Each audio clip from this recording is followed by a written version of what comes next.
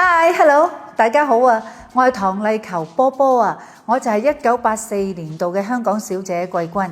咁入行已經40年啦，睇唔出咧。其實咧我就冇諗到咁深入嘅，但我就好細個已經好中意選美啦，即係我細個已經見到，即係我係嗰啲咧坐喺凳仔嗰度，哇好靚啊！即係有諗過呢啲咯。咁所以之後當我做 model 嘅時候，有人鼓勵我去選美嘅時候，我都話戰戰兢兢，但我又好想咯，因為我真係細個我已經睇住即係佢哋朱玲玲嗰啲開始選美，我已經好即係覺得佢哋好靚啊咁咯。佢哋其實個心又唔係幾支持，但係即係佢好錫我嘅，咁個把口都話：咁你去試下啦咁啊！你玩即係佢哋亦都冇諗過我會得嘅，講真，即係你咪去玩下咯，咁玩完翻嚟你咪再讀書咯咁。即係所以我諗我選到出嚟係佢哋都覺得好愕然嘅，係冇人諗得到嘅。